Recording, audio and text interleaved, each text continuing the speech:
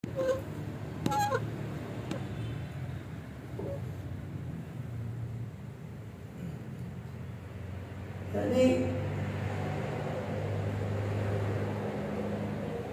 ya, kita menyambung pada pidato usul pada Suratul Bara'ah. Masih di rangkaian ayat 1 sampai 3, hadis yang terkait dengan ayat itu kemarin sudah kita bahas, hadis 438 atau 2156. Sekarang ke hadis 439 atau 2157 dari Zaid bin Yusuf. Wala sa'alna Alian. Zaid bin Yusuf berkata, kami bertanya kepada Ali Ali bin Abi Thalib, ya syai'in bu'itha, dengan sesuatu apa kau diutus wahai Ali? Bil hajjati, dalam haji tersebut, maksudnya haji yang beliau diutus oleh Rasul bersama Sayyidina Abu Bakar Siddiq. Ini pada tahun ke-9 untuk menyampaikan perjanjian, pemutusan perjanjian kepada orang musyrik dan larangan orang musyrik semenjak tahun ke-9 itu untuk tinggal di haram dan juga untuk berhaji dengan telanjang dan adat-adat jahiliyah yang lain. Itu tahun 9 itu dibersihkan semua. Lalu tahun ke-10 Rasul haji wada, sudah bersih dalam keadaan sudah tertata. Walaupun itu bi arba'in, maka berkata Sayyidina Ali, saya diutus dengan 4 perkara. Dengan 4 perkara. Alayatu qabil baiti uryanun, tidak tawaf di rumah Allah siapa orang yang telanjang. Waman baina Nabi SAW ahdun, ya kita sudah apa namanya,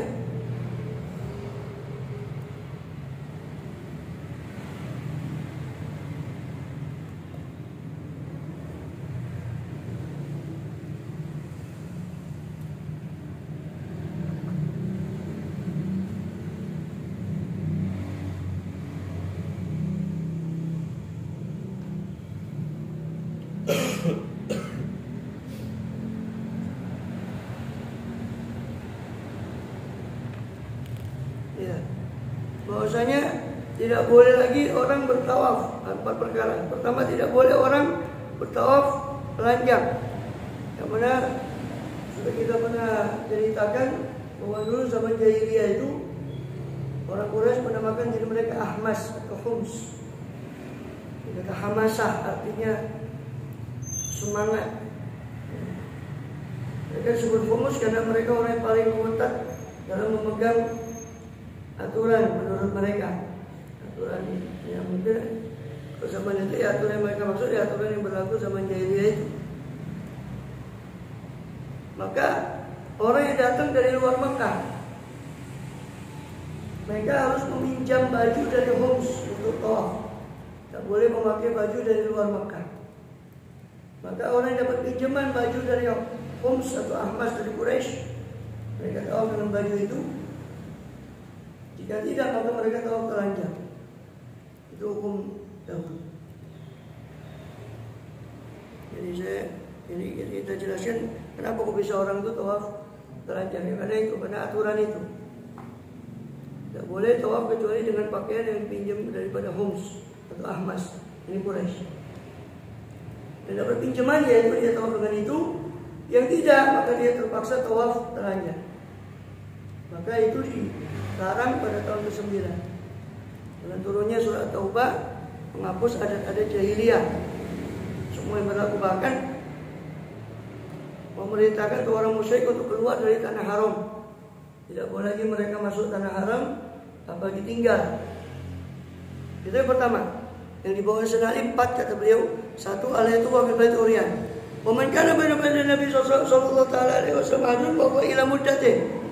Maka siapa yang antara dia dengan Nabi itu ahdun, ada perjanjian, maka dia perjanjiannya itu sampai kepada muddati, sampai ke batas waktunya. Maksudnya orang musyrik dan kafir harbi yang sama Rasul atau orang kafir yang ada perjanjian bilateral dengan Rasul, saling berjanji untuk tidak menyerang, maka itu berlaku sampai batas waktu yang dijanjikan itu. kapan habisnya itu ya sudah habis.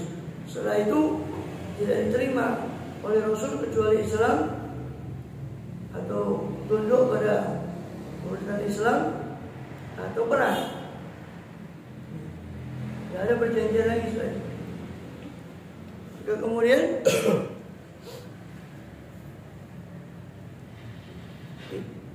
wa man lam yakul ahdun, siapa yang tidak ada baginya perjanjian, fa ajalu arba'atu asyhur, maka batas waktunya dia 4 bulan. Itu yang dimaksud di ayat fasihu fil ardi arba'atu asyhurin, silakan kalian berkeliling di muka bumi dengan aman selama 4 bulan. Wala yadkhulul jannata illa nafsun mu'minah, dan tidak masuk surga kecuali orang jiwa yang beriman.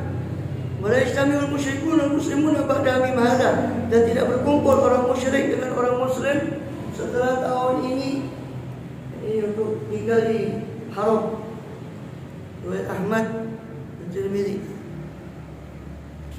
Kemudian Allah Ta'ala fa in tabu aqamus sholata wa atawuz zakata qalu sabilahu. Maka firman Allah Ta'ala wa in tabu aqamus sholata, apabila mereka taubat, orang musyrikin dari taubat, wa aqamus sholat, dan mendirikan sholat, wa atawuz zakat, dan menunaikan zakat, qalu sabilahum, biarkan oleh kalian jalan mereka. Biarkan mereka lurus. Karena berarti mereka sudah muslim dengan mendirikan sholat. Tabu yang taubat, maksudnya taubat itu taubat dari kesyirikannya, taubat dari kekafirannya, masuk Islam. Mereka menegakkan sholat, menegakkan zakat. Khulu sabilahum, biarkan jalan mereka. Wa aqamus sholata itu gandengannya wa atawuz zakata, karena itu sama fi'il madhi aqamu, fi'il madhi atau, kata ataya atau atawuz zakat, bukan wa atuz zakata. Kalau wa aqimus sholat itu fi'il amr aqimu, maka gandengannya wa atu, dari kata ata nuti ati, ati atia atu, wa atuz zakat. Kalau wa aqimus sholat berarti wa atuz zakat. Itu sering digasa wa aqimus sholat wa atuz zakat. Keliru. Di Quran yang atawuz zakat itu ada 4.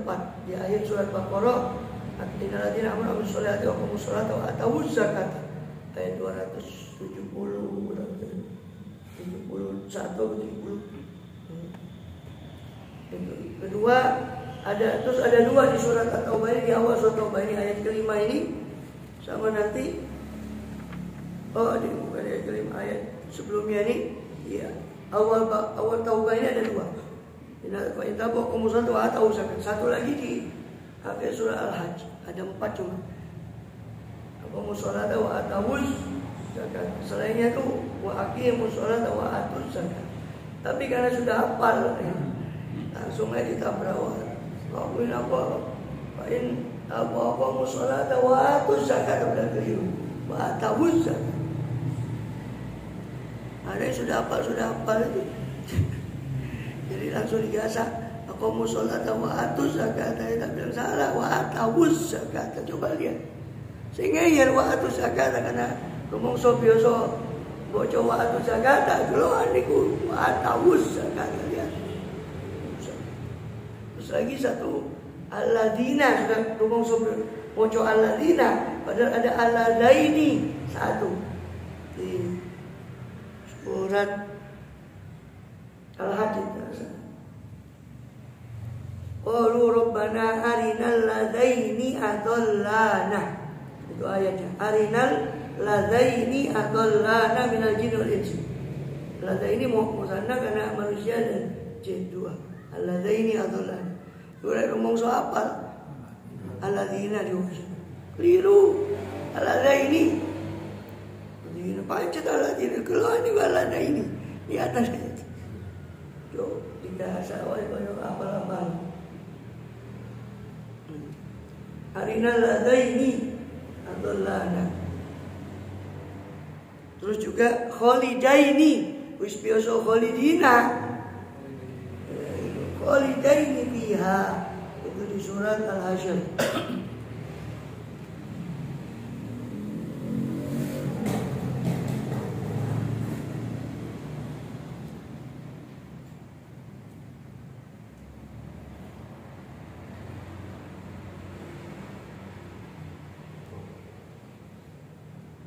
Terus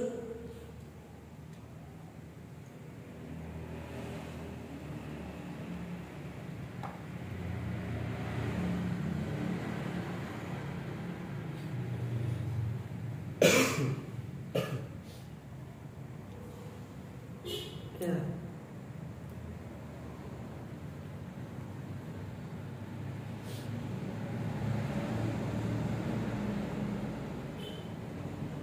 Apa tadi?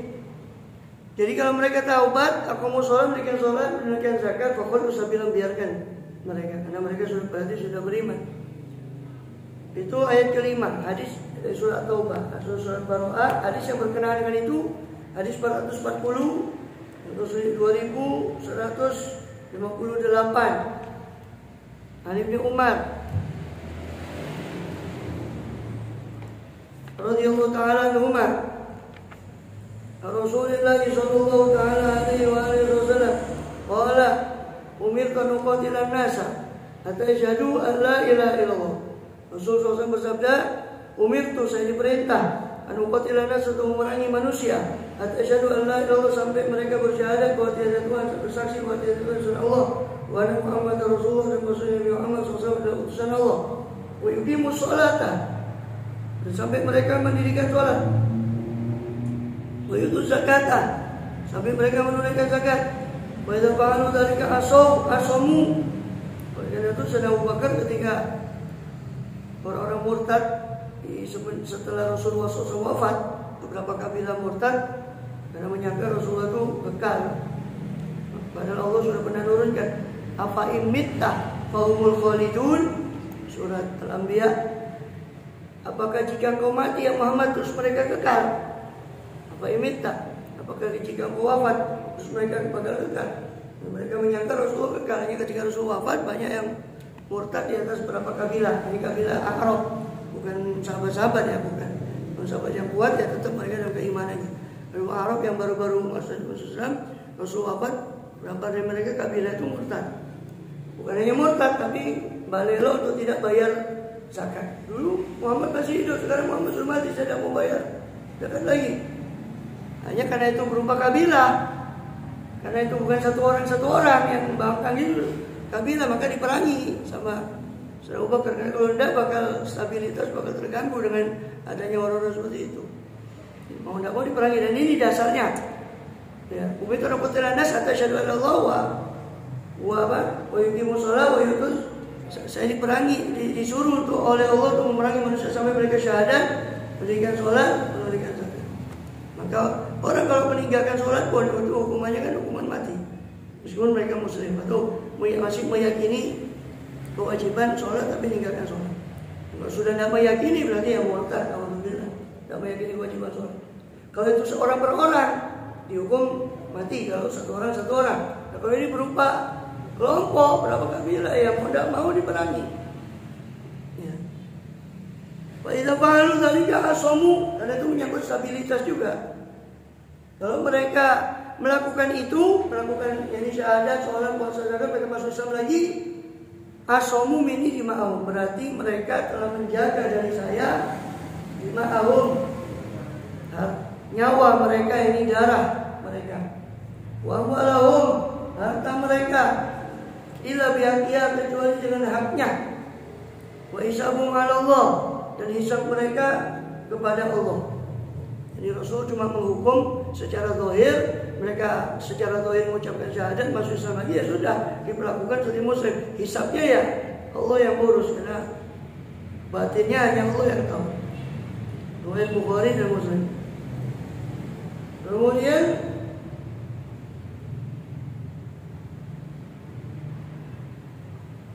nanti masalah hukum peperangan ini akan datang pembahasannya dalam kitabul jihad, bab jihad fisabilillah. Wa inna kadu aymanu min ba'di ahdihim wa ta'anu fi dinikum, dan apabila nakatu aymanu, apabila mereka membatalkan perjanjian atau sumpah perjanjian mereka, min ba'di ahdihim, setelah perjanjian mereka, setelah mereka mengadakan perjanjian, mengikat perjanjian, wa ta'anu fi dinikum, mereka mencacat agama kalian, faqatilu a'immatal kufri, maka perangilah oleh kalian a'immatal kufri, Ini kepala-kepala atau pemimpin-pemimpin kekafiran. Kepala-kepala kekafiran. Pemimpin kekafiran baik mereka munafik atau kafir secara murni. Ya. Innahum la aymana lahum. Sesungguhnya mereka tidak ada perjanjian bagi mereka, karena yang awal membatalkan mereka sendiri. Jadi kalau mereka sudah balik lagi ke Islam atau mengadakan, atau bisa jadi ini tujukan pada yang masih ada perjanjian dengan Rasul, tapi mereka sendiri membatalkan perjanjian dengan mencacat agama Islam dan sebagainya, nanti melakukan hal-hal yang membatalkan perjanjian mereka, maka perangilah mereka. Karena mereka la aymana lahum, tidak ada perjanjian dengan mereka, karena mereka sendiri yang membatalkan, bukan kita yang tiba-tiba menyerang, yang mereka yang membatalkan perjanjian. La aymana lahum yantahun, supaya mereka yantahun berhenti. Intaha yantahi, yantahiyani, yantahiyun, yantahuna, yantahiyuna, yantahiyani, yantahun, lahum yantahun, supaya mereka berhenti. Qulu inama ya'mur masajidallah, tapi itulah. Inama ya'mur masajidallah. Hanya saja orang yang memakmurkan masjid-masjid Allah adalah orang yang beriman. Jadi tanda orang yang beriman adalah mencintai masjid, bergantung hatinya pada masjid, bukan tidur di masjid. Hatinya berkait dengan masjid. Solihin. Yang terkait meninggalkan sholat ini. Ya. Keduanya sebenarnya kalau Islam tapi tidak sholat. Saya. Ya memang. Maka yang Islam itu sholat tidak. Nah itu berapa kali kira-kira kalau itu dianggap murtad? Bukan masalah berkali-kalinya, tapi dianggap murtad itu kan dia etikotnya dia. Kalau orang itu masih ditanya umpama, kamu tahu kan sholat itu wajib. Tahu enggak kamu sholat wajib? Ya, dia tahu. Cuma entah alasan kenapa, wallahu a'lam. Buat alasan bang. Dia enggak sholat. Kalau sampai dikatakan enggak wajib, itu yang murtad. Dia mengatakan apa sholat itu gini-gini, dia merendahkan sholat, merendahkan kewajiban sholat, atau sama sekali tidak yakin kewajiban sholat, itu yang murtad. Adapun apa? Adapun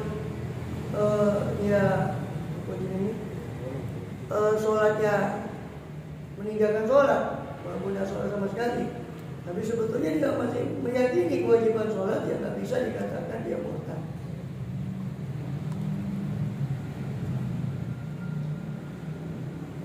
Kemudian Riyadhus Shalihin sampai di kitab Da'awat terakhir, di kitab doa-doa. Kemarin kitab Al-Adhkar kita sudah selesaikan, kitab zikir-zikir, sekarang kitab doa-doa. Isinya tentang doa-doa yang diriwayatkan dari Rasul sallallahu alaihi wasallam.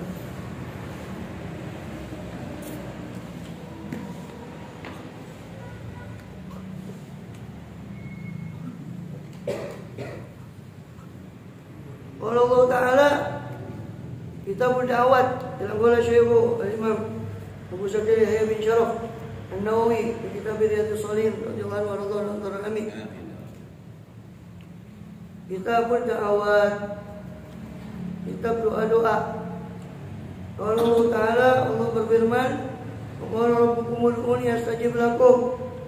Qala, dan berfirman siapa Rabbukum, Tuhan kalian, ud'uni, serulah oleh kalian, ni akan aku, astajib atau kepadaku, astajib maka pasti aku akan istijabah lakum untuk kalian. Allah Ta'ala, Allah berfirman, ud'u rabbakum tadarru'an khufiyah, serulah oleh kalian Tuhan kalian tadarru'an dengan merengek wa khufiyah, dan lirih, sembunyi dengan suara yang lirih, yang pelan. Innahu la yuhibbul mu'tadin, sesungguhnya dia tidak suka, Allah tidak suka orang yang mu'tadin, berlebihan, yang ini dalam doa. Ini kaitannya kemarin hadis yang pernah saya sampaikan kemarin ketika bahas Ihya. Usai di zaman ummati dan di zaman kaum min ummati yahtajuna fi tuhri wa du'a. Nanti akan datang sekelompok dari umatku yang berlebihan dalam bersuci dan berlebihan dalam berdoa. Mu'tadil ini yang berlebihan dalam berdoa maksudnya apa? Kalau mengikuti konteks ayat tadarruan wa khufiyah tadi, merengek dan suara lirik, berarti yang berlebihan itu berarti mengangkat suara melampaui batas yang wajar dalam berdoa. Itu sesuai dengan sabda Rasulullah SAW yang lain. Ketika beliau dalam satu perjalanan perang, beliau biasanya kalau naik bertasbih, takbir, kalau turun bertasbih. Terus ada orang yang teriak-teriak tasbihnya, takbir. Maka Rasul bersabda SAW, "Irba'u ala anfusikum, kasihanilah diri kalian sendiri, jangan kamu teriak-teriak. Bainakum la tad'una asamula wa iba." Kamu ini tidak sedang menyeru Tuhan yang tuli. Kamu tidak sedang menyeru Tuhan yang tuli dan ghaib. Innahu sami'an basiran.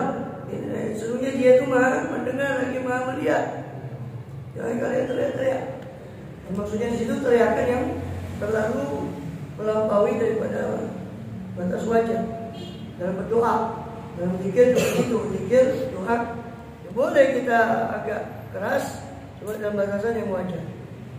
Terutama ketika di situ ada orang yang lagi sholat yang lain, ya lebih baik kita dirikan, jangan terlalu karena ganggu. Kita pun sendiri kalau lagi sholat terus ada macam itu terasa terganggu. Jangan idealnya ya ikut sholat langsung kan gitu. Imam salam sudah ada. Tapi kan kadang kalau masjid itu musafir, orang di jalan masjidnya, ya kan pasti banyak orang yang masih sholat. Nah itu kadang-kadang ganggu. Ya, bukan berarti nggak boleh zikir jahar. Ya sebatasnya saja, sebatas wajar. Itu mau tadi orang yang berlebihan dalam doa. Bisa jadi makna lain berlebihan dalam doa adalah apa? Adalah lebih berlebihan dalam konten isi doanya. Isi doanya. Saya lupa Rasulullah SAW apa sahabat yang ada dengan sahabat yang lain itu doa. Allahumma urzuqni qasran abiyallah bil jannah atau bil jannah. Ya Allah, rezekikan saya istana yang putih di belakang surga di sini. Ngeracik istana. Maka Rasul negur. Rasul negur. Ya. Dia bilang, sudah kau minta, jangan kau berlebihan dalam doa. Dia konten isi doamu. Sudah minta kepada Allah. Ya, surga selesai, nasab ridho kepada jannah. Allah lebih tahu. Yang dipersiapkan Allah jauh lebih daripada reka-rekanya kita. Itu salah satu contoh berlebihan dalam doa. Jadi berlebihan lahibul mu'tadil ini maksudnya berlebihan, baik berlebihan isinya maupun berlebihan cara berdoanya, seperti terlalu suara dan sebagainya. Itu lahibul mu'tadil. Allah tidak suka orang yang berlebihan dalam doa. Allah Ta'ala Allah berfirman, "Wa idza sa'alaka 'ibadi 'anni fa inni qarib." Apabila bertanya kah kepada engkau ya Muhammad siapa ibadi? Sapa pira-pira kawulaku hambaku, ani tentang aku ya Muhammad. Fa inni qarib, maka sesungguhnya aku dekat. Ujibu da'watad da'i, aku menjawab doanya orang yang berdoa. Idza da'ani, apabila dia berdoa kepada saya. Al-ayatah, mocoan ayate, moco siroing ayat itu. Lanjutan ayatnya, idza da'ani falyastajibuli, maka jawablah saya, kata Allah. Saya menjawab doa hamba saya ketika dia doa kepada saya. Falyastajibuli, maka jawablah seruan saya, jawablah perintah saya. Ojo sakarpe ujule dewe, minta doanya diijabah. Falyastajibuli wal yu'minu bi, berimanlah kepada saya. Yakinlah betul bahwa saya ini maha kuasa. Terutama yakinlah bahwa saya maha kuasa untuk mengijabah doa itu. Wal yu'minu bi la'allahum yarshudun, supaya kalian terbimbing, mendapat bimbingan. Itu lengkapnya ayatnya. Allah Ta'ala, Allah juga berfirman, amma yujibul mutarra idza da'ahu wa yakshifus su'a. Amma yujibul mutarra, apakah kalian lalai siapa ataukah siapakah Apakah siapakah aman yujibul mutoro? Siapakah yang menjawab? A itu partikel tanya, man itu siapa? Aman yujibul. Am itu am ya, saja am terus diidghamkan ke man. Ataukah man? Ataukah siapa yang yujibul mutoro? Yang mengijabah orang yang mutor, yang kepepet, orang yang terpaksa, orang yang kepepet. Idza da'ahu, apabila mutor tadi, apabila orang kepepet itu menyeru kepadanya, kepada man, kepada dia. Wa yakshifus su'a, dan siapa yang menyingkap keburukan? Ini selain Allah. Al-ayat, lanjutan ayatnya, wa yaj'alukum khulafa'al ardi, dan siapa yang menjadikan kalian sebagai khalifah di muka bumi, menjadikan manusia sebagai khalifah di muka bumi untuk mengelola bumi ini. Ailahum ma'allah, apakah ada ilah sesembahan selain Allah? Qalilan ma tadhakkarun, sedikit sekali apa-apa yang kalian ingat itu, sedikit sekali kalian mengingat. Jadi amma yujibul mutoro idadah, termasuk rahasia ayat ini ya, amma yujibul mutoro ya. Atau siapakah yang menjawab al-mutoro, orang yang kepepet ketika ini. Kata para ulama, berarti menurut ayat ini kuncinya supaya ijabah, doanya diijabah, maka mintalah kepada Allah doaul muttor, seperti doanya orang yang kepepet. Ya Allah, tidak ada yang bisa menolong. Dan doa terus kersane pangeran. Sane jenengan ya Allah nek, jenengan kersong paringi mboten kersong ya. Pun jangan paringi. Kalau gitu, ya terserah jenengan ya Allah, kalau mau kasih. Itu namanya bukan mutoro. Sedangkan di situ dikatakan yujibu al mutoro. Allah tuh mengijabah doa orang yang kepepet. Yang diijabah sama Allah itu doa orang yang kepepet. Jadi kalau mau doa itu ya macao kepepet. Ya memang betul bukan macao kepepet. Ya memang sebetulnya hakikatnya ya betul kepepet. Iya, atau kalau memang sungguh-sungguh kita ini hakikatnya yang kepepet. Kenapa kok saya bilang hakikatnya kepepet ya? Siapa yang mampu mengijabah doa selain? Kan betul-betul kepepet kan? Cuma Allah gitu. Jangan ini doa terserah. Ya. Jadi menurut ayat ini kata ulama, salah satu kunci doa supaya diijabah itu jadi kamu orang yang mutor, orang yang kepepet. Karena Allah sendiri yang bilang amman yujibul muttarra, siapakah yang menjawab doanya orang yang kepepet. Berarti kalau mau ijabah doanya merengek pada Allah. Wa an Nu'man bin Bashir, dari Nu'man bin Bashir radhiyallahu anhu, an Nabi sallallahu alaihi wasallam qala doa wal ibadah. Doa itu sendiri adalah ibadah. Artinya apa? Jangan berpikir hati. Berdoa sudah, tidak usah doa lah, sudah doa berkali-kali. Doa itu ibadah. Artinya tidak diijabah pun kamu ada pahala. Doa itu namanya ibadah kan pasti diganjar, ada pahalanya, ada ganjarannya. Makin banyak doa makin sampai disebutkan di Ihya itu satu riwayat, ya lupa ada hadis tadi. Itu ada orang yang melihat amalannya banyak di akhirat. Ya Allah, saya tidak merasa beramal sebanyak ini. Bilang itu doamu yang dulu tidak diijabah di dunia. Ya Allah, seandainya saja doa saya semua tidak diijabah di dunia. Kenapa? Karena waktu itu orang sangat perlu ganjaran. Di akhirat itu kan sangat perlu ganjaran. Sampai-sampai dia berandai-andai, coba seandainya doa saya tidak usah diijabah di dunia, buat di akhirat saja semua. Jadi tanpa terasa pahalanya dari doa itu banyak. Dia doa. Jadi jangan mengatakan percuma saya berdoa. Kamu minta instan. Nabi Ibrahim itu minta Rabbi habli minas sholihin, menurut riwayat ahli tafsir 40 tahun baru diijabah dikasih Nabi Allah Ismail alaihi wassalam. Baru dikasih Nabi Ismail 40 tahun. Kita baru doa 1-2 hari minta instan. Padahal Gojek ada.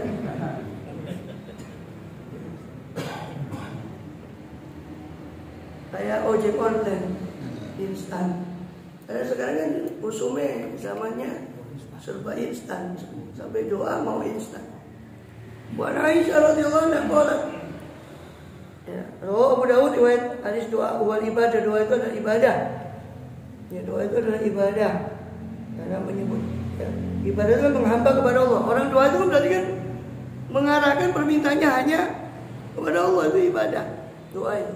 Riwayat Abu Daud Tirmidzi, wal haditsun hasanun sahih, ini hadis hasan sahih.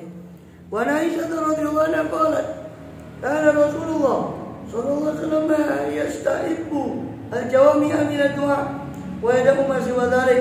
Adalah Rasulullah sallallahu alaihi wasallam itu suka jawami yang komplit-komplit daripada doa. Ya. Rasul itu kalau doa suka doa yang komplit, jadi singkat tapi padat. Wa yada'u ma siwa dzalik, dan Rasul meninggalkan apa yang selain itu doa-doa. Ya, Rasul kalau mau minta itu gak suka bertele-tele kepada Allah Ta'ala, langsung ya, maksudnya doa yang singkat dan padat.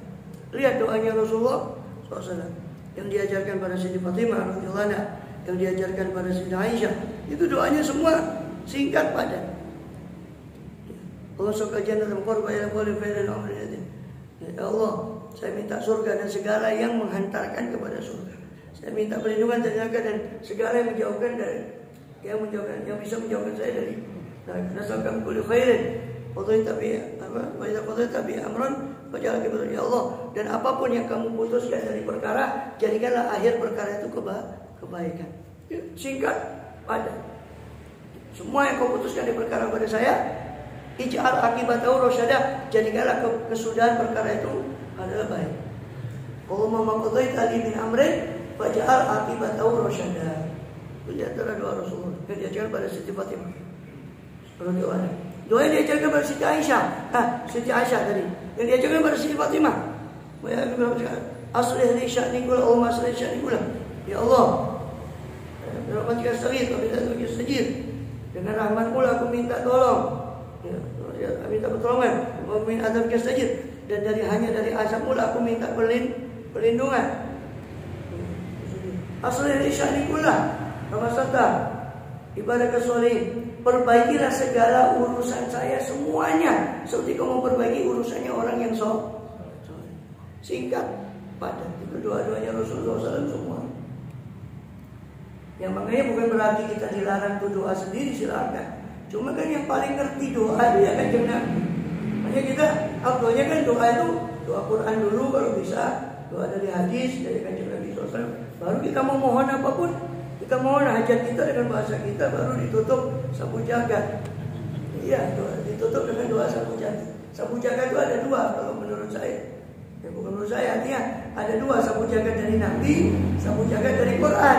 Sapu jagat dari Quran semua pada tahu, Rabbana atina di dunia itu sapu jagat. Sapu jagat dari Nabi, Allahumma sholli min khairi ma sa'aka bi abduka wa nabiyuka Muhammadun SAW. Ya Allah, itu ada orang Badui minta ajarkan doa. Ya Rasulullah, saya tidak bisa doa seperti jenengan, ajarkan saya doa.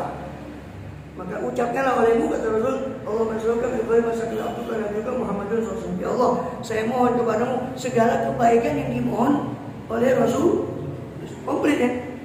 Mohon segala kebaikan yang pernah dimohon oleh Rasulullah SAW. A'udzubika min syarri ma sa'alaka abduka wa nabiyuka. Aku berlindung kepadamu ya Allah dari a'udzubika min syarri ma sa'alaka minhu, dari segala keburukan yang pernah dimintai perlindungan oleh Nabi-Mu abduka wa nabiyuka Muhammadun SAW. Singkat padat. Itu sapu jagat dari Kanjeng Nabi. Dan ini selalu kita baca di berbagai keadaan.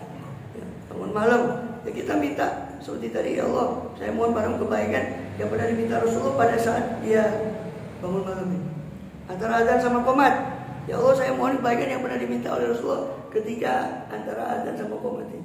Terus, jadi ya kita boleh doa, tapi ditutup dengan doa sapu jagat itu sudah untuk melengkapi kita punya permintaan. Barangkali kan ada yang luput dari yang kita minta, karena kan kita biasanya minta ya sesuai dengan pengetahuan keinginan kita. Nah, orang bisa ingin itu kan karena tahu dia ingin. Berarti batas keinginan itu kan tergantung batas pengetahuan kita. Kita minta itu paling sesuai batas pengetahuan kita. Bukan seperti mintanya Rasulullah SAW, bukan seperti mintanya para aulia. Jadi ditutup dengan doa sapu jagat dari Rasul dan doa sapu jagat dari Quran Rabbana atina itu. Udah sholawat ditutup dengan sholawat, hamdalah, atau bagusnya ditutup subhana rabbika rabbil izzati amma yasifun walhamdulillahi rabbil. Itu kalau mau tertibnya seperti ini. Hafal doa Quran ya doa Quran didahulukan, hafal doa dari hadis, baru dia doa sendiri, baru tutup sapu jagat. Dan jangan lupa para ulama ya guru-guru kita itu selalu mengawali doa itu minta afiat. Diawali doa itu dengan minta afiat. Sebelum doa Quran semuanya minta afiat. Karena Sayyidina Abbas radhiyallahu anhu pernah datang ke Rasulullah SAW, ya Rasul, alimni doaan, ajarkan saya doa. Maka Rasul cuma mengatakan sallu wal afiat, mintalah kepada Allah afiat. Kalau saya minta pada Allah, minta apa ya Rasul? Minta afiat. Sayyidina Abbas merasa itu kependekan, masa cuma minta afiat. Diulang lagi bertanya, minta apa ya Rasul? Minta afiat. Ditanya lagi sampai 3 kali, ya Rasulullah, kalau saya minta doa sama Allah minta apa? Minta afiat. Ya Ami, baik pamanku, orang kalau sudah Allah beri afiat itu sudah cukup dunia dan akhirat. Karena afiat itu bukan hanya sehat ya, afiat itu keselamatan dari penyakit dan mara bahaya, itu namanya afiat, itu dua-duanya, bukan hanya sehat. Salamah minal afat, bahaya daripada penyakit, dan amrod wal afat, daripada dan mara bahaya. Itu namanya afiat. Orang sudah diberi afiat di dunia, di barzakh, di akhirat dikasih afiat, sudah cukup. Banyak guru-guru kita tuh selalu kalau doa itu minta pertama itu afiat. Wasallallahu alaihi wa afiyah, muafat daimah. Bikin untuk jalan baru doa yang lain.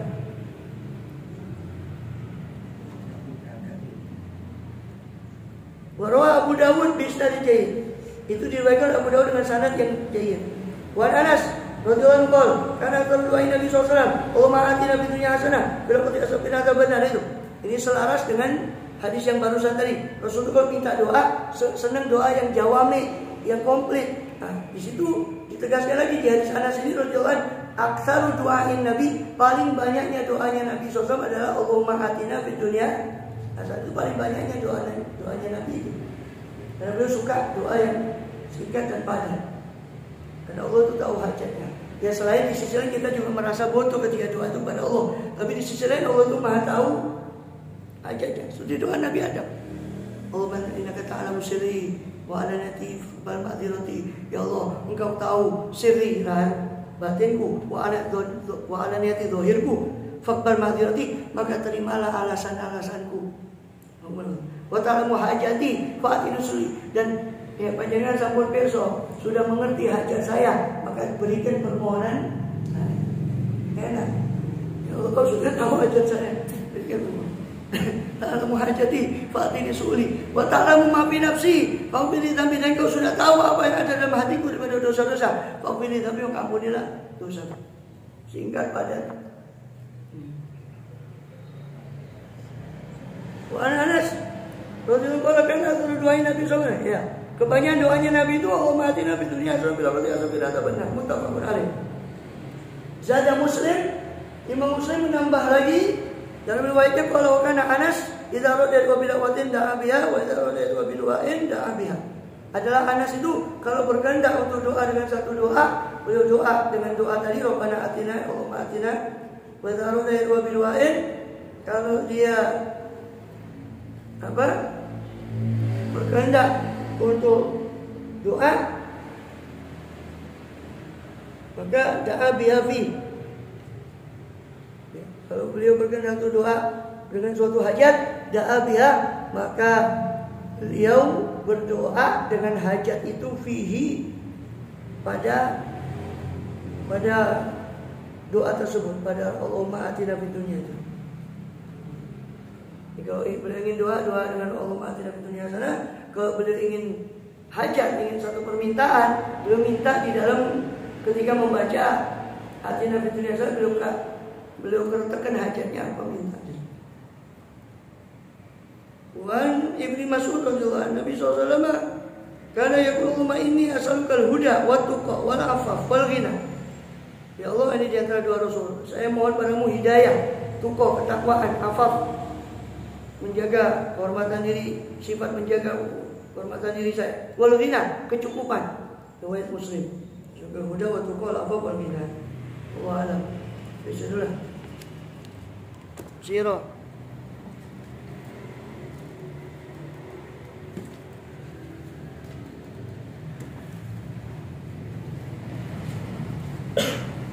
Sirahnya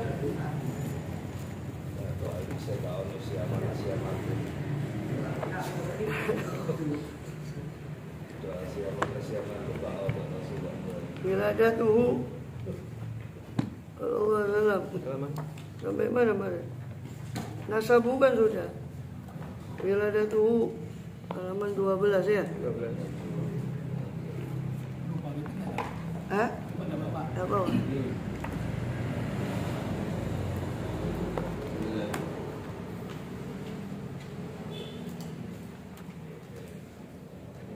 Wiladatuhu ini. Kalau mau nyimak ini. Ya bawa. Dipinjamkan dulu nanti balikkan lagi. Al-Jismul Awal. Bismillah, alhamdulillah, salatu wassalamu ala rasulillah Sayyidina Muhammad ibn Abdillah wa ala alihi wa sahbihi wa wala wa la hawla wa la quwata illa billah. Kita masih di pembahasan sirah, melanjut pembahasan sirah Rasulullah SAW. Tarikul Hawadis Al-Ahwalun Nabawiyah, sejarah peristiwa-peristiwa dan perihal-perihal kenabian SAW. Paling kesan sirah daripada Sayyid Muhammad bin Al-Maliki yang mereka menulis. Sayyid Muhammad bin Al-Maliki rahimahullah bin Ali bin Abbas bin Al-Maliki rahimahullah radhiyallahu anhum wa amin. Kita masih ada di bagian pertama. Karena saya sudah pernah bahas bahwa sirah ini ada dua bagian. Bagian pertama itu tentang yang segala yang menyangkut Rasulullah, pembantunya Rasul, senjatanya Rasul, itu bagian pertama. Ini. Nanti bagian keduanya baru tahun 1, tahun kedua itu bagian kedua. Al-Jismul Awal, bagian pertama sudah kita bahas nasabuhu, nasab beliau, Rasul yang mulia. Sekarang wiladatuhu, kelahiran beliau sallallahu alaihi wasallam. Ulida sallallahu alaihi wasallam yaumul Itsnain. Dilahirkan beliau SAW hari Senin di syahri Rabiul Awwali, di bulan Rabiul Awwal. Rabi yang pertama, bulan semi, musim semi. Rabi musim semi, awal yang pertama. Dikatakan Rabi ya karena waktunya musim semi di sana. Rabiul Awwal, bulan Rabiul Awwal. Minal amil min amil fil, daripada tahun gajah. Ila thanihi. Ada yang mengatakan itu kan di bulan Rabiul Awwal, sepakat ya. Walaupun ada film di bulannya, tapi lebih paling masyhur, bulannya paling terkenal bulan Rabiul Awal. Terus setelah mereka kebanyakan mengatakan bulan Rabiul Awal, mereka berselisih lagi tanggal berapa? Itu kila thanihi. Ada yang mengatakan tanggal keduanya, kedua dari bulan Rabiul Awal. Kila thamini, wa kila thaminuhu. Ada yang mengatakan 8. Wa kila tasimuhu. Ada yang ke-8-nya. Ada yang mengatakan tasimuhu, ke-9. Wa kila Tani asyarihi, Tani asyaruh, 12 ke-12-nya. Pada awal masyhur indah jumhur. Inilah yang masyhur di sisi para jumhur. Walam tajid ummahu lihamlihi thiqalan wala wahaman. Dan tidak mendapati siapa ayahnya dan ibunya lihamli bagi kandungan beliau sallallahu alaihi wasallam wahaman, satu sikolan, satu keberatan, dan juga waham sama, ini kesulitan. Satu keberatan atau kesulitan. Waham itu merasa hendak muntah, atau apa orang bilang di sini ngijam. Wadzakara ba'dhum anna wajada, jadi dia pernah merasakan ikolan berat dalam kandungannya atau waham. merasa ingin muntah dan sebagainya. Dzakara ba'dhum anna wujidat iqalah. Makanya disebutkan di Maulid Syariful Anam itu satu riwayat Siti Aminah radhiyallahu anha itu kata Siti Aminah, saya tidak merasakan hamil itu karena memang nggak ada nggak ada perasaan hamil dari segi beratnya atau apa. Hanya saja saya dapati head saya tidak datang. Tidak datang bulan, tidak datang head. Maka saya tahu itu saya hamil. Kata Siti Aminah radhiyallahu anha. Seperti riwayat-riwayat yang dinukil riwayat itu di Maulid Syariful Anam. Kemudian saya sudah bahas panjang lebar, silakan dirujuk di pembahasan saya di Maulid Syariful Anam di YouTube itu ada. Sudah saya bahas beberapa tahun lalu di sini. Lengkap ya. Saya sudah bahas lengkap. Maulid Syariful Anam sudah pernah, Maulid Tiba sudah pernah saya bahas awal sampai akhir, Syariful Anam sudah awal sampai akhir, Barzanji sudah awal sampai akhir. Ada semua kalau mau lihat di YouTube saya. Di Habsyi juga sudah pernah, Maulid Syariful sudah saya pernah bahas awal sampai akhir, alhamdulillah. Syariful Anam sudah, alhamdulillah. Barzanji sudah, Tiba sudah saya bahas. Azab belum ya? Sudah ada azab belum? Maulid azab sudah kalau salah lupa saya. Azab sudah. Lupa. Ini Rabiul Awal ini sudah Muharram. So far Rabiul Awal tahu. Karena biasanya saya bulan Rabiul Awal kan pasti kita bahas Maulid itu. Sebulan itu kita bahas Maulid. Ya tahu ini Maulid. Nanti Maulid apa yang dibahas? Maulid azab sudah, Barzanji Nazom. InsyaAllah mungkin Barzanji Nazom. Barzanji Nasar sudah. Barzanji Nazom belum. Nanti ada Maulidnya Syekh Dibai yang lain selain Diba. Karena Syekh Dibai itu juga konon meringkas Maulid Diba itu. Lebih ringkas lagi. Wallahu a'lam. Wa dzakara ba'dhum anna wajadat iqalan fi ibtida'il uluk. Tapi sebagian riwayat, sebagian mereka para ulama menyebut bahwasanya Aminah merasakan keberatan, merasakan berat dalam permulaan ulu, permulaan menempelnya alaqah. Gumpalan itu zigot, gumpalan zigot itu nutfat amsyad di mana? Di rahimnya. Wa khifatan inda istimrar hamil. Tapi selanjutnya khifatan, beliau merasakan keringanan ketika keberlangsungan kehamilan tadi. Liyakuna bidzalika kharijan mu'tad, supaya menjadi beliau sosok dalam hal ini keluar dari kebiasaan kebanyakan orang. Ulida sallallahu maktunan, beliau dilahirkan dalam keadaan dikhitan, masruran, terpotong kulit terpotong surah. Masrur itu terpotong surahnya. Surah itu pusar. Masruran terpotong pusarnya.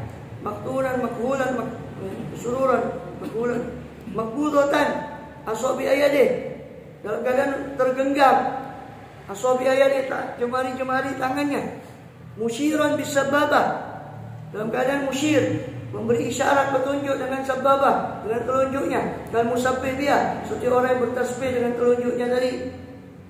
Wakila inajatau khatanau, ada yang mengatakan kakeknya yang menghitan beliau sallallahu alaihi wasallam yang masabih pada hari ke-7. Ada yang mengumpulkan dua benda batu. Sudah dikatakan di khitan ketika lahir, cuma disempurnakan lagi khitannya pada saat hari ke-7 dari kelahiran beliau sallallahu sekaligus kakeknya itu membuat walimah, membuat pesta makan, mengundang makan hidangan jamuan untuk kelahiran. Ya kalau bahasanya Islam itu akikoh. Tapi itu sebelum Islam dan Rasul baru lahir, syariat Islam belum lagi sempurna. Jadi semacam akikoh pada hari ke-7. Kalau Pak, maka dikasih nama Muhammad SAW. Sebagian mengatakan ya kakeknya itu. Sebagian kakeknya mengatakan ibunya yang memberi nama Muhammad. Sebagian kakeknya Abdul Muthalib, sebagian mengatakan ibunya memberi nama Muhammad. Sebagian mengumpulkan dua pendapat, ya ibunya memberi nama Muhammad, ya kakeknya memberi nama Muhammad SAW, karena dua-duanya berdasarkan ilham, dan ilhamnya sama untuk memberi nama bayi itu Muhammad SAW. Maka ketika akikah itu ditanya Abdul Muthalib, ya Abdul Muthalib, kau beri nama siapa cucumu ini? Kalau Muhammad. Maka heran, dia bilang, pakai pendahulu kita tidak ada yang namanya Muhammad. Bagaimana kau mengambil nama Muhammad? Kenapa kau namakan Muhammad? Ya, supaya saya berharap dia mahmudan fis sama, bila dia terpuji di langit dan di bumi. Itu jawabannya Abdul Muthalib. Saya harap dia menjadi orang yang mahmud dan terpuji di langit dan di bumi, dan Allah kabulkan harapan kakeknya itu, ya, Abdul Muthalib atas beliau SAW. Maka diberi nama Muhammadan, ya, diberi nama Muhammad. Sedangkan nama sebelumnya terkenal Ahmad. Ahmad artinya yang paling banyak memuji Allah. Ahmad. Muhammad maknanya yang paling banyak dipuji. Dari kata hamidah, yahmadu artinya memuji. Hamidah yahmadu wazan fa'ila yaf'alu, kemudian dipindah kepada wazan fa'ala, hamada artinya banyak memuji. Hamidah memuji, hamada banyak memuji, yuhammidu banyak memuji. Muhammadun isim fa'il yang banyak memuji, Muhammadun isim maf'ul yang banyak dipuji. Jadi kadang-kadang supaya lebih banyak yang tidak tahu apa Muhammad itu maknanya, yang banyak dipuji. Kenapa diberi nama Muhammad yang banyak dipuji? Ada dua pendapat dan ada yang mengumpulkan di antara dua pendapat dikumpulkan dua-duanya, yaitu dikasrati khisalil hamidah, karena banyaknya perangai perilaku beliau yang terpuji, maka diberi nama Muhammad SAW. Wah, juga pendapat yang kedua diberi nama Muhammad karena dikasrati hamdin nasilau, karena banyaknya pujian orang kepada beliau SAW. Dan dikumpulkan dua pendapat itu, ya, beliau banyak dipuji karena banyak perangainya yang terpuji SAW. Maka diberi nama Muhammad. Dan sudah tersiar kabar itu. Kabar itu sudah tersiar kelahiran Nabi akhir zaman yang diberi nama Muhammad. Maka sebelum Rasulullah SAW lahir, sudah ada sekitar 15 orang, 15 bayi yang diberi nama Muhammad. Itu dirinci di kitab Syifa fi Hukukil Mustafa. Syifa fi Hukukil Mustafa karya Qadiyah, dirinci 15 nama kurang lebih bayi yang diberi nama Muhammad. Karena mengharap menjadi akhir zaman Nabi, yang akhir zaman itu namanya Muhammad. Dan Allah berfirman, Allahu a'lamu haitsu yaj'alu risalatah. Allah lebih tahu di mana dia letakkan kerasulan. Walaupun semua namanya Muhammad, Allah lebih tahu di mana dia letakkan kerasulan itu. Kemudian Muhammad bin Abdullah SAW, waktu muddatul hamli, kemudian berbeda pendapat tentang muddatul hamli, lamanya kehamilan di terhadap beliau SAW. Fakila, ada yang mengatakan Tis'atu asyurin, 9 bulan. Wal masyhur, ini yang masyhur. Wakila sab'atun, ada yang mengatakan 7 bulan. Wakila sittatun, ada yang mengatakan 6 bulan. Yang masyhur 9 bulan. Rajab, di Rajab itu beliau di awal mengandung. Rajab, Sya'ban, Ramadan, Syawal, Dzulqa'dah, Dzulhijjah, Muharram, Shafar, Rabiul Awal. 9 bulan. Rajab itu perpindahan Nur Muhammad SAW, dan Rajab itu pula dikatakan diciptakannya Nur Muhammad SAW. Sebelum ada yang mengatakan Muharram, Allahu a'lam, itu Asyura itu. Wa yaumul itsnain yaumun mubarak. Adapun hari Senin itu adalah hari yang penuh berkah. Maka jaa inda Imam Ahmad, telah datang riwayat menurut riwayat Imam Ahmad di Musnadnya Nuqan. Qala Ibnu Abbas, dia berkata Imam Ahmad dengan sanadnya, qala Ibnu Abbas berkata Abdullah bin Abbas radhiyallahu anhu, wulida Nabi sallallahu alaihi wasallam, dilahirkan Nabi sallallahu hari Senin, wastumbi'a yaumul Itsnain, diberi wahyu itu hari Senin, wa tufiya yaumul Itsnain, diwafatkan hari Senin. Faraja muhajiran, ustumbi'a itu dari kata nabaun. Nabaun itu berita, ustumbi'a itu diberi berita, ini wahyu. Itu hari Senin. Wafat hari Senin, tufiya malam Senin. Kharaja muhajir Makkah ila al-Madinah malam Senin. Keluar berhijrah dari Makkah menuju Madinah hari Senin. Qadima atau qadama Madinah yang malam Senin. Masuk kota Madinah hari Senin.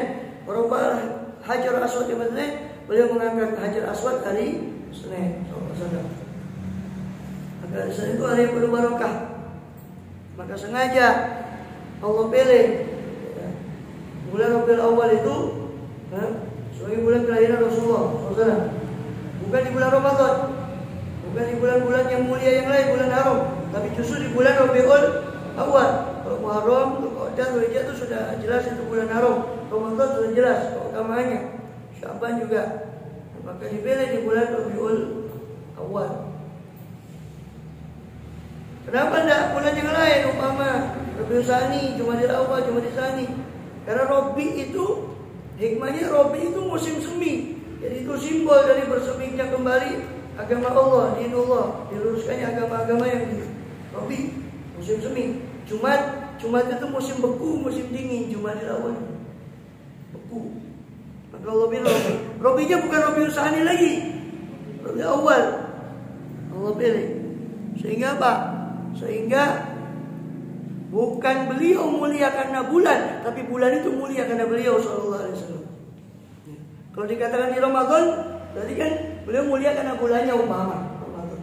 Tapi beliau dilahirkan Rabiul Awal supaya dikatakan bahwa bulan itu mulia karena beliau, bukan beliau mulia karena bulan itu. Juga harinya bukan hari Jumat, bukan hari Senin, supaya hari itu mulia dengan beliau. Maka hari Senin menjadi mulia sampai sekarang karena beliau sallallahu alaihi wasallam. Sebagaimana hari Jumat Allah muliakan sebagai ini. Kemudian sebagai hari yang besar, hari Idul Muslimin, Idul Fuqara. Lailatul Maulidi Walailatu Maulidi sallallahu. Pada malam kelahiran beliau sallallahu. Waqa'at ajaibu wa ghoraibu. Terjadi beberapa keajaiban dan keanehan. Wa min intikasu kadin asnam, di antara keanehan gharaib dan ajaib tadi ada intikasu, terbaliknya banyak daripada asnam berhala-berhala diwujuhiya kepada wajahnya berhala tadi. Terjungkal pada wajahnya, bersukutia dan bersukutua, dan jatuhnya sukutu masuk ke intikasu. Jatuhnya berhala-berhala itu dari amakin, dari tempatnya di sekeliling Ka'bah pada malam itu. Saya lupa ada rahib, saya pernah bahas itu di ketika bahas apa Hadaikul Anwar. Ya, ada satu rahib yang tinggal dekat kota Mekah itu. Keluar pada malam kelahiran itu melihat berhala-berhala. Maka dia mengatakan ini lahirnya, berarti ini malam dilahirkannya apa Muhammad SAW malam ini. Dan juga kakeknya juga Abdul Muthalib begitu.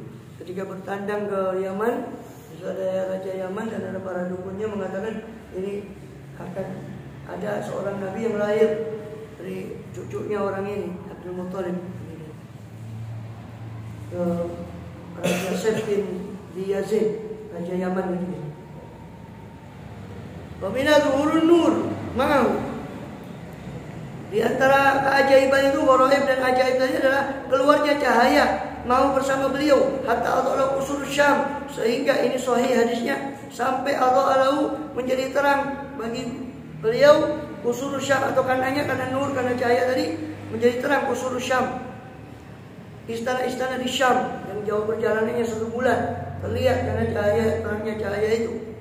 Hina ulida, ketika dilahirkan beliau sallallahu alaihi wasallam. Wa min hattirabu iwani Isra, dan di antara keajaiban itu yang lain-lain ini keajaibannya hadisnya dhaif. Yang nur tadi yang melihat ke usur Syam itu hadisnya sahih. Tapi hadis dhaif itu sudah biasa dipakai di tarikh atau sirah, jadi bukan suatu yang aneh. Kecuali bagi orang yang ngerti ilmu hadis merasa aneh. Ilmu hadis sahih dipakai di manaqib itu biasa. Tapi tidak semua hadisnya sirah itu sahih, tidak atau dhaif, tidak. Cuma hadis dhaif pun kalau ada penguat saja itu dipakai dalam sirah, dalam manaqib. Itu maklum menurut ahli hadis, sudah diketahui oleh ahli hadis. Yatrabu Iwan Kisra, goncangnya istana Iwan. Iwan itu nama istana Kisra. Istana Kisra Persia bergoncang pada malam harinya. Sukutu syurufat, jatuhnya balkon-balkon yang ada saat itu 14 balkon. Itu isyarat jatuhnya 14 jatuhnya Kisra Persia, Kekaisaran Persia setelah dipimpin 14 kepada raja itu. Dan terakhir terbunuh rajanya di zaman Rasulullah masih hidup, Yazdajir itu, terus kemudian diganti oleh putrinya, oleh putri Kisra Persia, dipimpin oleh perempuan. Kemudian di situ beliau mengumumkan hadis yang terkenal di Sahih Bukhari, yaitu la yuflihu qaumun walau amru imra'atan. Tidak akan beruntung seorang kaum yang memuasakan perkaranya kepada perempuan ketika mendengar Kisra Persia wafat dan digantikan oleh putrinya. Maka Rasul langsung bersabda, tidak beruntung seorang kaum yang memasrahkan urusannya kepada wanita. Ini panjang urusannya, bukan diskriminasi, bukan. Karena memang dari fitrahnya begitu. Wanita itu lebih memakai perasaan, yang memakai akal itu laki-laki kebanyakan. Kemudian musuhku itu Humudun Nari Faris, padamnya api Persia. Itu di padamnya api Persia. Selama yang dikatakan 1000 tahun atau lebih, atau ada masa 2000 tahun belum pernah padam. Pada saat malam kelahiran Rasulullah SAW padam api Persia yang disembah oleh orang Majusi itu dan menyembah api mereka. Itu padam api itu pada saat malam kelahiran Rasulullah SAW. Walam takmud itu. Qabla dzalika bi alfi'am, belum pernah padam sebelum itu 1000 tahun. Waghadat wa hayratu sawah, dan surut telaga sawah. Nama satu telaga di Persia yang sekelilingnya digunakan untuk persembahan kepada berhala mereka. Maka pada malam kelahiran Rasul, telaga itu airnya surut. Dan telaga yang lain namanya Samawah, yang jauh dari itu malah meluber airnya. Samawah, yang sawah dan nanti telaga surut. Dan banyak lagi gharaib yang lain yang kalau mau lihat itu saya bahas panjang lebar ketika saya membahas Maulid Ibnu Katsir. Sampai Maulidnya Ibnu Katsir saya bahas. Ibnu Katsir itu kita sudah bahas. Ibnu Katsir itu muridnya Ibnu Taimiyah. Ibnu Taimiyah itu rujukannya kelompok yang kurang kerjaan ini.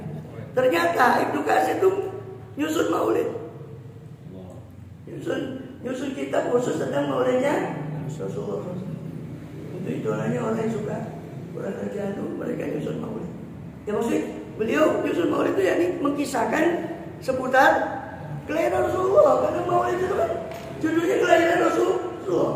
Mereka bilang bid'ah itu kan cara Arab. Maulid Rasulullah SAW, dipikir kita ini mau coba ngontrol. Jadi mereka katakan itu bid'ah. Coba diterjemahkan. Rasulullah lahir hari Senin. Ya. Pasti nggak mungkin dibilang bid'ah. Tapi karena dioco cara Arab loh ini, dikira kita baca japa mantra. Jadi dianggap bid'ah itu. Coba dibaca Rasulullah lahir hari Senin, tahun gajah, lahir di Mekah. Ayo coba berani bilang itu bid'ah. Ajib itu kelompok aneh tapi nyata. Allahu a'lam bishawab. Wassallallahu ala sayyidina Muhammadin wa ala alihi sayyidina Muhammad. Oh ya, Nasai belum. Coba jam 9 lebih sudah. Nasai karena Qaim. Syarat apa Ustaz? Syarat. Hah? Syarat. Syarat. Saya baca wakil aja. Iya. Saya baca Iya, saya baca aja wakilnya aja perwakilan supaya tidak ninggal. Sampai mana? Babu kaifiyatul witri wahidah. Bismillahirrahmanirrahim. Sallallahu alaihi wasallam ajma'in wa ba'd. Bismillah muttasil Imam Al-Hafiz Abi Abdurrahman Ahmad bin Shu'aib bin Ali bin Bahar Al-Khurasan Nasai rahimahullah radhiyallahu anhu. Babu kaifal witri wahidah. Fakuna Rabbi Sulaiman wa Ajam Ibrahim wa Adam Nuh bin Amr bin Al-Arif wa Tamim Qasim pada Nabi yang Nabi Umar Rasulullah sallallahu alaihi wasallam wa tanzuriba warka wa idatin tutiru laka ma qallait wa qala qutayba qala hadatsana Bukhari bin Ziyad ana bin Umar qala Rasulullah sallallahu alaihi wasallam wal qatlu rak'atun wahidah wa qala Muhammad sallallahu alaihi miskin qira'atan alaihi wa ana asma'u wa la tulawa al qasim wa hadatsana Malik an-Nabi wa qila dinar an-Nabi Umar anna rajulan sa'ala Rasulullah sallallahu alaihi wasallam salatul laili masana فتخشيتكم ثم صلى ركعة واحدة توتر له ما قد صلى والله أعلم. أقول رب الله بالصلاة وصل وسلم على سيدنا محمد وعلى آل سيدنا محمد.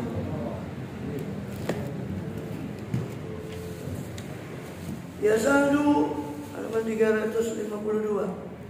Yasadu qalbi hazin ala firaqir ruku wa lazatihul halim wa sa'adatu tumu nadaitu alli mu'in bidami wal khusyu' min kulli ashik makin wa tala minhu an-nuzul ila quraibil iman nazilina katib bihim mudhaikul lama Baratul Jamalil Gharib Ramahu lamma rama qalbi bisamin musib Wasara mitri rahim tula zamani yalu Miskin malu qarar Farari qalbi sukun Hanlan mitru nahar Walwakar kullu sujud Walqasar qalqul idhar Hindu wa tayu shuhud Walyawma mitru sinin Walwitar mitru jumud Ya ahli ayyamina Bilmun ala wal naqa عودة بالهنا لكي يزول الشقاء وينبغي العنا بالقرب ثم اللقاء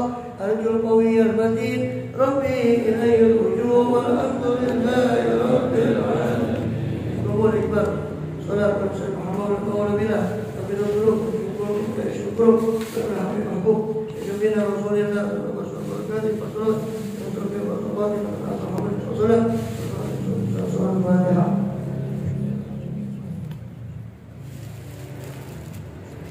يا ربنا ربنا بيدنا ربنا وأهلنا ربنا على ضائعنا وأتب علينا توبة تزيل كل توبة كل توبة آمين الرواتب واغفر لوالدينا ومولودينا والأهل والإخوان وسائر البلاد وكل والمسلمين أجمعين بربي يسمى فضلا وجودا منا وبابتسام منا بالمصطفى الرسول نحو بكل سور صلى وسلم ربي عليه الدلال وآله وصحبه تتخصصه والحمد لله بالبدء وأهدنا بمن هديت وأهدنا بمن عافيت وأهدنا بمن توليت وأهدنا بما أعطيت وقنا شر ما قضيت إنك تقضي ولا يقضى نستغفرك ونتوب إليك وصلى المسلمين وعافنا المسلمين وارحمنا المسلمين وانصرنا والمسلمين كلنا مسلمين وسلم بكل أصيب وأكلنا إن شاء الله مصائب الدنيا الدين صلى الله عليه وسلم توليك أهلك وبه عليك صلى الله عليه وسلم سيدنا محمد مجبور محمد منصور محمد من غير محمد محمد صلى الله على سيدنا محمد النبي الأمي ونصلي الله وسلم.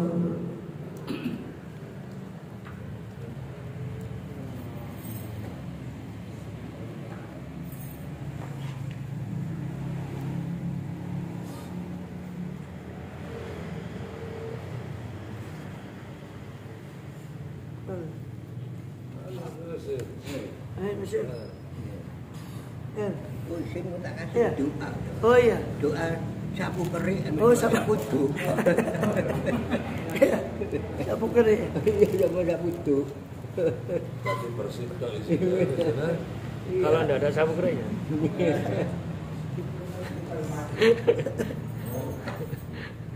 Oh besok di Pak Suwaji ya, so.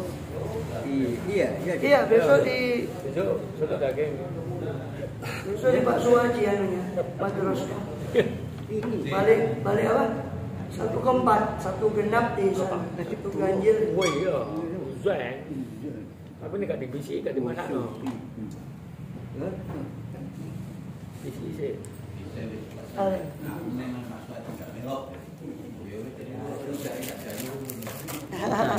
ya. Untuk doa yang tertera di dalam Al-Quran, apakah diperbolehkan redaksinya dulu seperti boleh dengan niat bukan baca Quran, kan niatnya kita cuma baca doa. Jadi niatnya bukan baca. Sama dengan orang head.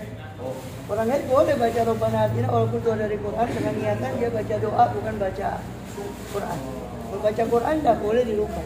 Karena Quran tidak mungkin dirubah. Niat baca doa boleh. Kalau saya biasanya ya ada dua pilihan. Orang jadi imam